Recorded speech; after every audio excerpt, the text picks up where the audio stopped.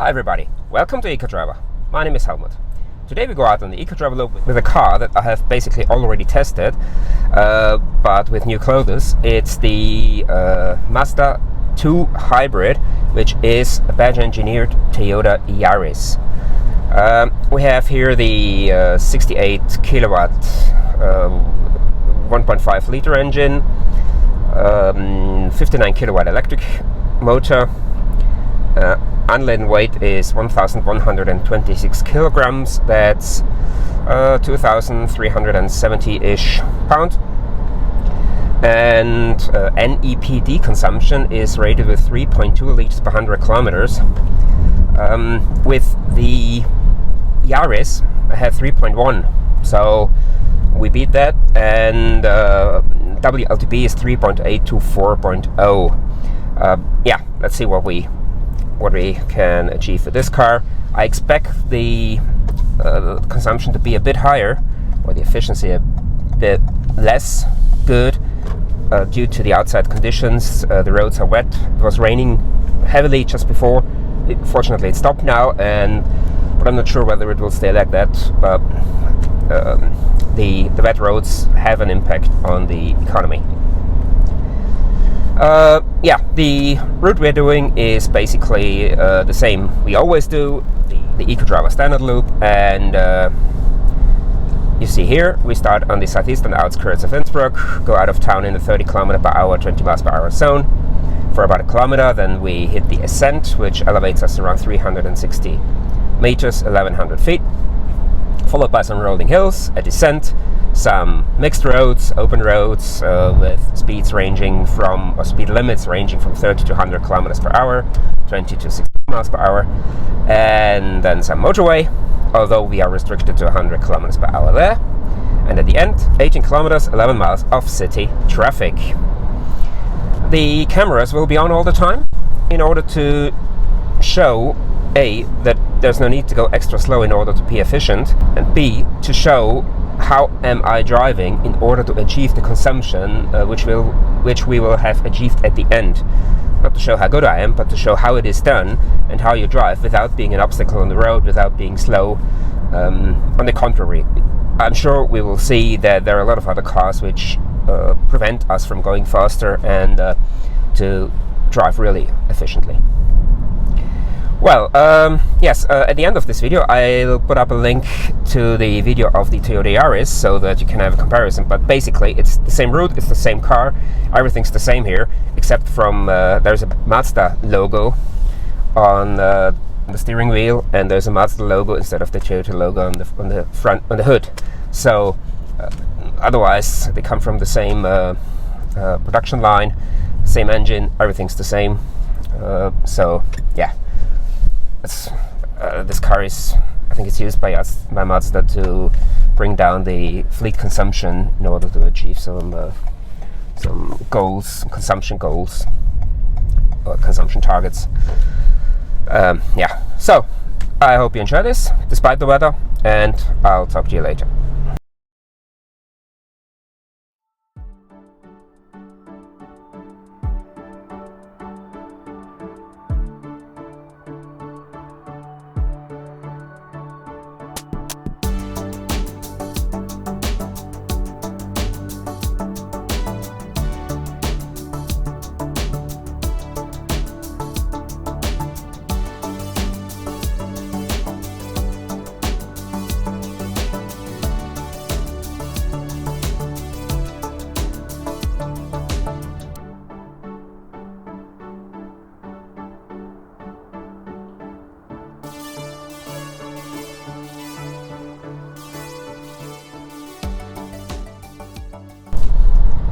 So we're coming now to the end of the climb, and with the Yaris we had 7.4 liters per 100 kilometers, and ta-da! 7.4 liters per 100 kilometers. Oh, it's even 7.3 now when we go around the corner. Well, yeah, what I like, one of the things I like with the Aisin ECVT gearboxes or ECVT drivetrains, which are used in the Toyotas and also in some especially the European Ford models, like the Galaxy or the Kuga. Escape, it's called in the US. They react very sensibly on what you're doing with your right foot. So if you lift your foot a little bit, the gas engine goes off immediately, and this helps a lot if you know the road, especially on hilly terrain, if it goes up and down. It helps you to switch off the engine just before the top of the hill, and so you can go over the top with the electric engine or the electric motor only, and on the way down the battery is charged anyway by gravity. And coming to the hills now, imagine just like on a roller coaster, build up some momentum on the way down, and with this stored kinetic energy, use it on the next flat or the next uphill section, and try to avoid accelerating or keeping the speed on the up at all cost. Especially with hybrids, or with this type of hybrid, the ECVT, this really helps to bring the consumption down. But it needs some work, it needs some effort. But once you know how it works, it comes naturally. I don't even drive a Toyota hybrid or a ECVT hybrid regularly, but as soon as I sit in one, I have it in me, and I know how to use it the best possible way.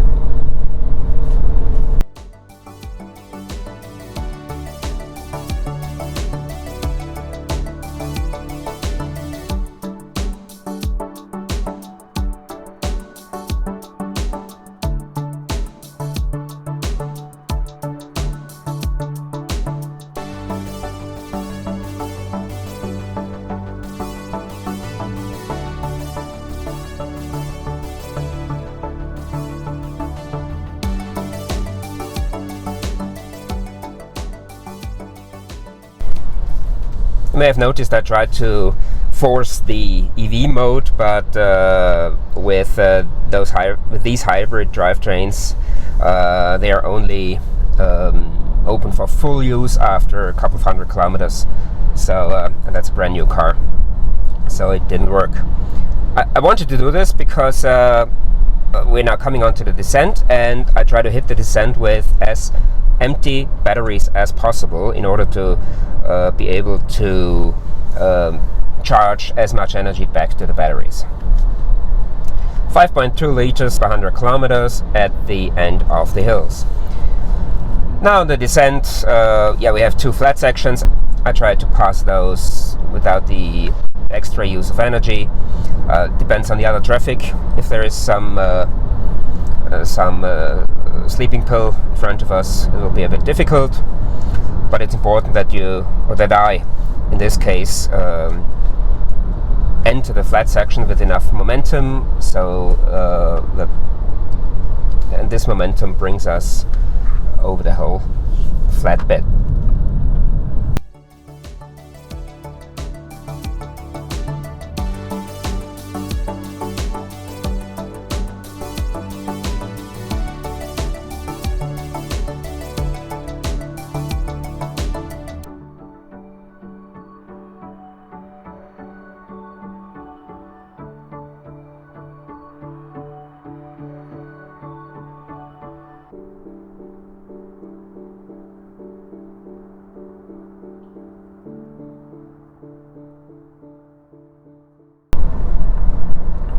It appears to me that the Mazda is a little bit more quiet than the Toyota. I wasn't sure whether the petrol engine was running, and I only noticed it when I saw a little bit of consumption, and when the battery was full, the traction battery was full, the petrol engine kicks in order to support the braking when it goes down, and therefore I had really to listen twice in order to notice it. 3.6 liters per 100 kilometers at the end of the descent. If you ask whether I didn't use the B mode, it doesn't make sense, because it doesn't do any different to what I do when I step on the foot pedal, on the pedal brakes, on the foot brakes. It just reduces the speed constantly, a little bit stronger, and that's not what I want. I want to brake when I'm heading to a turn, or when I'm getting too fast, but not constantly. And so therefore I rarely use the B mode with those cars. We're now coming on to the mixed roads, open road section. We have speeds ranging from 30 to 100 kilometers an hour, and the rules of eco-driving, of course, they apply here as well. Try to keep the vehicle in motion, look ahead, read the road, try to avoid harsh changes of speed, be it braking or accelerating. And even, yes, it's a hybrid, regenerates some energy, but you never get back what you had to invest beforehand. So therefore, try to keep a constant speed, keep the vehicle in motion, and just drive smoothly.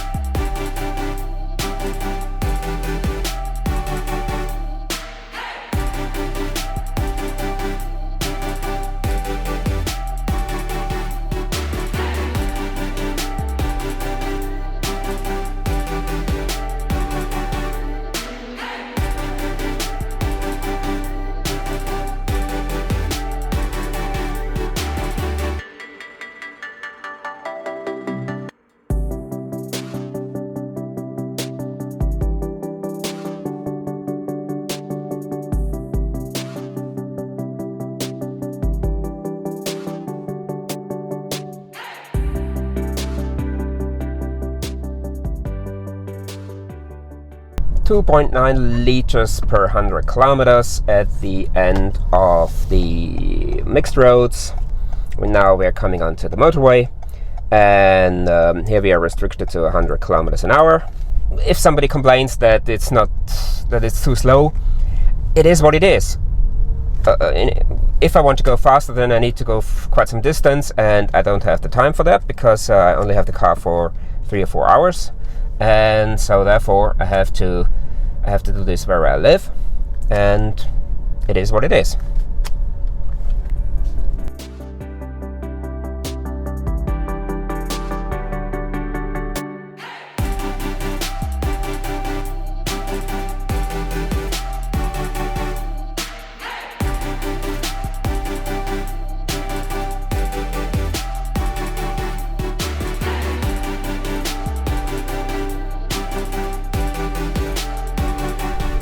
Yeah, you've seen we hit some very slow traffic towards the end, but it wasn't too bad. So, 3.1 liters per 100 kilometers at the end of the motorway. Yeah, I think we're on the right track despite the bad conditions. Now in city traffic, the same principles apply as anywhere else. Read the road, anticipate what other road users might be doing, check the traffic lights from far apart, and keep the momentum, try to avoid braking, try to avoid accelerating harshly. And the hybrid is in its element when it comes to city traffic, and therefore, I'm not sure whether we are necessarily higher in the consumption than with the Yaris. So yeah, we'll see. It's interesting.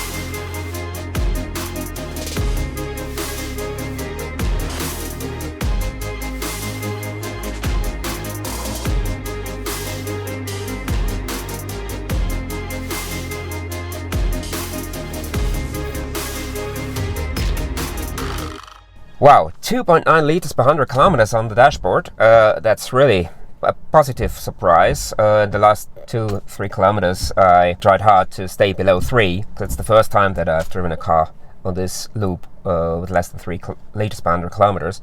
And despite the not very good conditions, it started raining halfway through the city traffic. And yeah, chapeau Mazda and Toyota.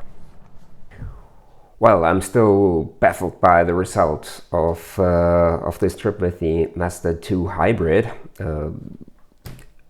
Below 3 liters per 100 kilometers. I didn't think that this threshold can be passed. I thought the 3.1 are the benchmark for hybrids, and yes, I've been proven wrong by myself or by Mazda. Or Toyota. I mean, it's the same car. There's no difference apart from 41 kilograms less weight, and we had worse weather conditions than we had the last time. And here you see the sectoral and overall consumption, and yeah, 2.7 on the hills, significantly less than with the Toyota. Open road 2.1. Maybe we had a little bit less traffic, or we had a more constant flow of traffic this time.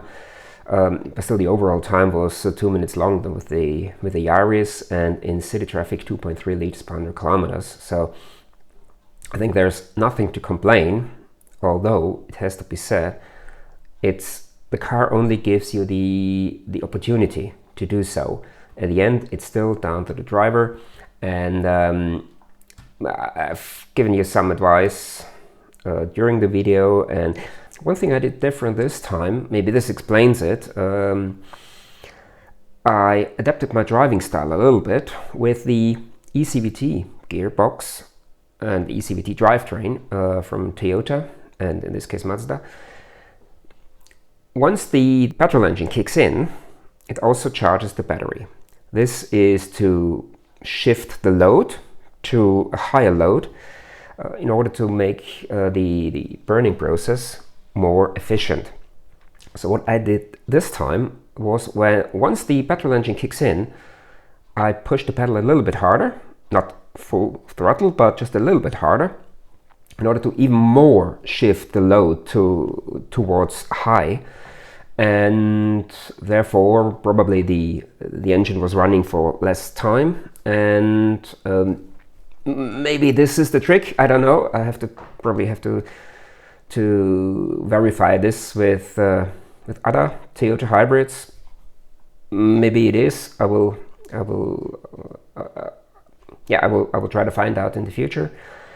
Maybe you can find out. And once the petrol engine is running, it's maybe not the best idea to be really soft on the pedal. Maybe just try a little bit more. I don't know. So, as I said, I will have to verify this in the future.